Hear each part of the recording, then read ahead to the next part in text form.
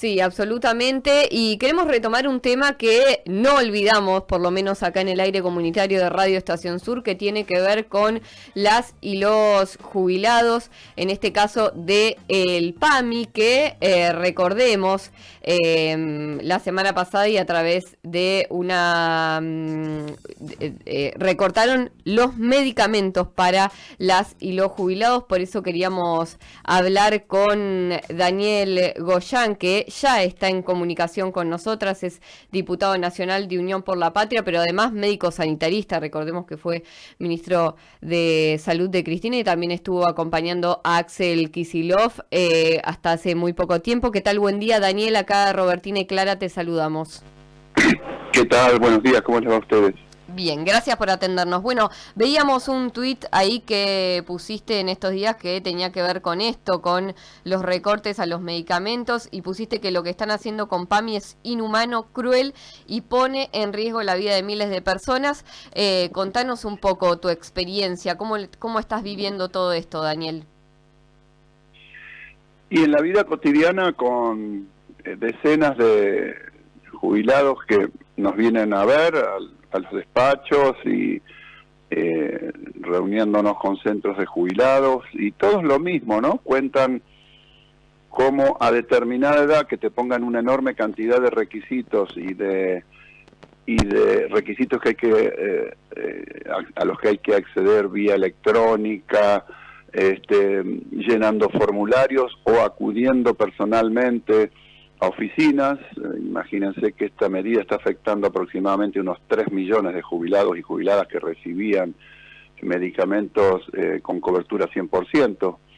Y entonces los testimonios son muy parecidos, digamos, jubilados que nos dicen: yo a principio de año pagaba por todos los medicamentos que tomo para las distintas dolencias que tengo, que están recetados por mi médico, eran 4.000 pesos que tenía que poner extra. Después fueron, porque estas medidas empezaron ya en agosto, ¿no? De empezar a recortar, poner el máximo en 4 en lugar de 5, poner más requisitos, etcétera.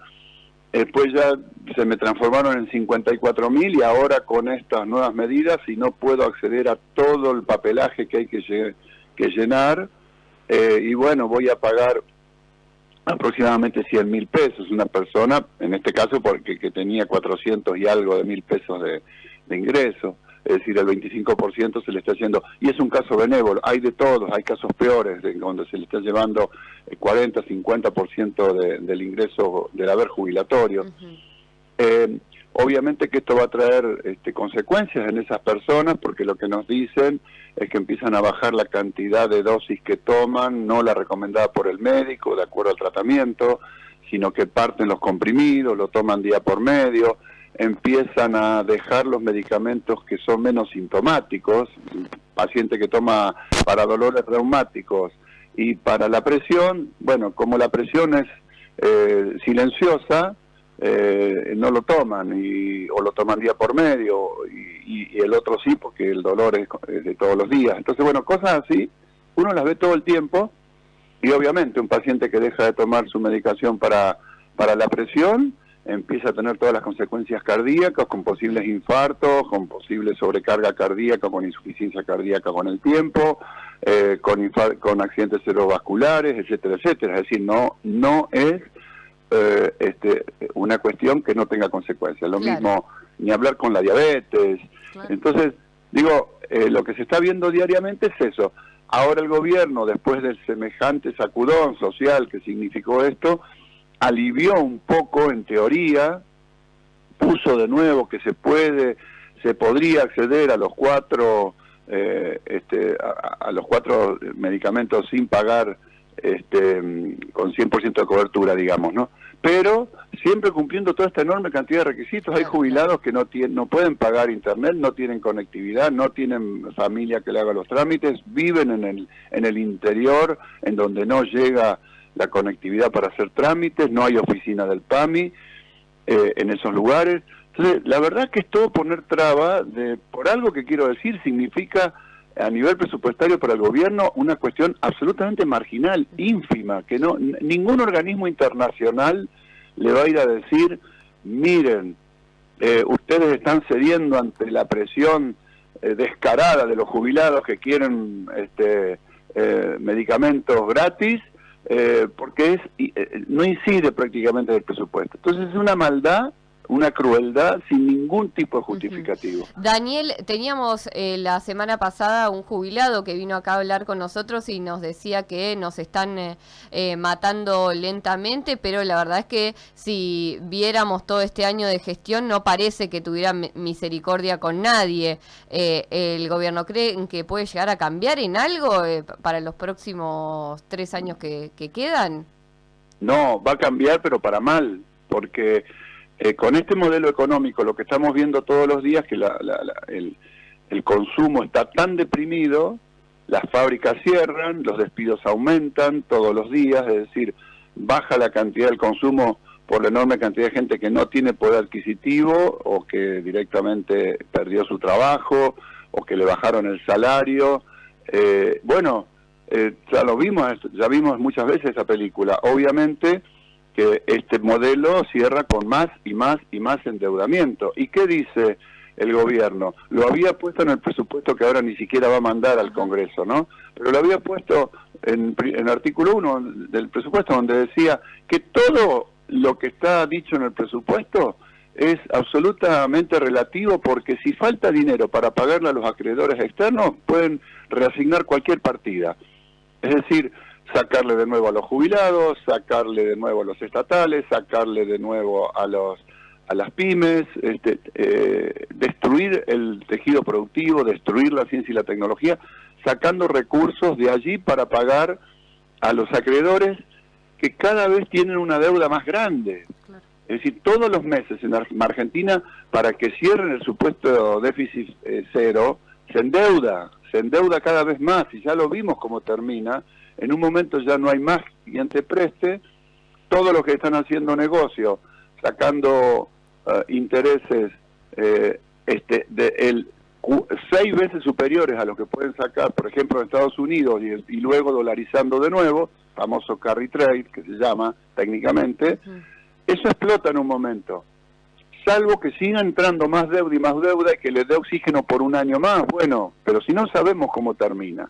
Pero en algún momento termina explotando, digamos.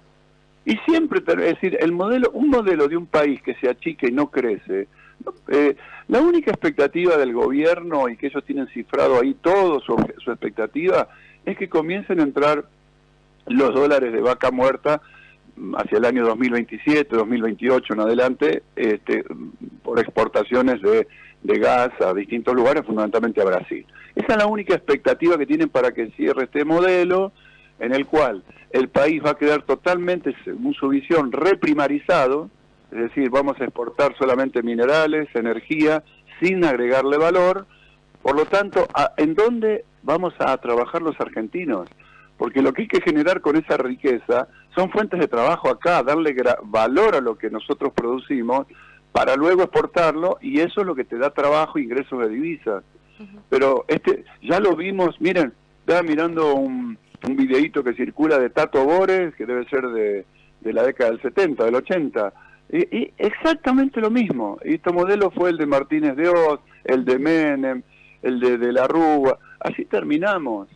Siempre terminamos con una crisis impagable de deuda que explota y produce sobre el desastre que social y económico ya tenemos, un nuevo desastre social y económico todavía más grave. Esto inexorablemente termina así. Lo pueden estirar un poco en el tiempo si entra un crédito del Banco del FMI. Que ayer también lo deslizó Milei a eso. ¿Cómo? Que ayer Milei en su discurso deslizó la posibilidad de nuevos créditos. Obvio, sí, porque el modelo cierra solo endeudándose. El tema que el endeudamiento eterno no existe en la medida de que vos con tu economía no se fortalezca y lo puedas bancar. Es como vos pedir un crédito en tu casa. Si los salarios son los mismos o bajan, ¿con qué vas a pagar el crédito? Seguís pidiendo hasta que un día no hay más. Esto es sencillo, y esto pasó siempre así. Por eso digo que para los jubilados no es solamente el ajuste, pero lo que es muy cruel es que, siendo tan insignificante en términos de presupuesto, le saquen a los jubilados los remedios que le pueden costar la vida en forma inminente. Entonces, eso es lo que ya llega a un nivel de crueldad inentendible. Y Daniel, como parte de la oposición, como parte de Unión por la Patria, ¿qué se está haciendo por todo esto? Y mira, nosotros todo lo que se puede hacer desde el Parlamento, rechazar todos los proyectos de ley que achiquen la economía, rechazar los DNU, lo que sucede, presentar proyectos de declaración. Presentamos, por ejemplo, ahora, bueno, no tenemos sesiones, pero tenemos un proyecto de ley para que entre el 1 de marzo, desde Unión por la Patria, para garantizar la cobertura 100% de los medicamentos. Ahora, ese proyecto que entra por la Comisión de Salud generalmente, después va a la Comisión de Hacienda y ahí está Esper. Entonces se cajonea. Entonces uno puede hacer un emplazamiento en algún momento que haya una sesión, obligándola a la Comisión de Presupuesto y Hacienda que trate este proyecto. Pero ¿qué sucede? Vamos a suponer que prospera, vamos a suponer que entra al recinto y que se trata. Después el presidente anuncia de antemano que veta todo. Entonces, estamos ante un gobierno que no le importa nada, ni la salud, ni la producción, ni la educación, ni la ciencia y la tecnología. Un gobierno que dijo explícitamente y que repite una y otra vez que vino a destruir el Estado. Entonces, la verdad es que ante eso, desde el Congreso se hace todo lo que se puede con un bloque que es minoritario, que nosotros no nos alcanza los votos, y la oposición, la más dialoguista y la menos dialoguista con el gobierno, terminan casi siempre votando a favor del gobierno.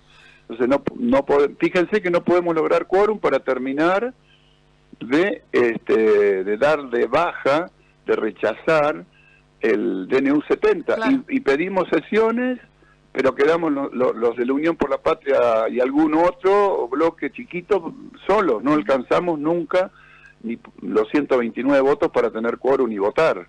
Entonces, ahí fíjense que uno escucha a muchos diputados y diputadas radicales, por ejemplo, que se rasgan las vestiduras con lo que le hacen a los jubilados, qué terrible es todo esto, pero luego van y te votan, no te votan en contra del DNU 70, que es lo que permite hacer estas cosas. Tal cual. ¿Qué va a pasar con el presupuesto para el año que viene? Esperame un segundito. Hola. Sí. Estamos charlando con el diputado nacional Daniel Goyán, diputado de Unión por la Patria, también es médico sanitarista, ex ministro de Salud del gobierno de Cristina Kirchner y de Axel Kicillof.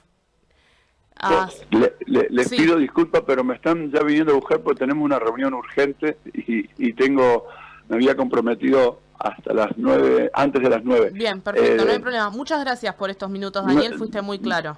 Bueno, para la próxima tendremos más tiempo. Dale, muchas gracias. Muchas gracias.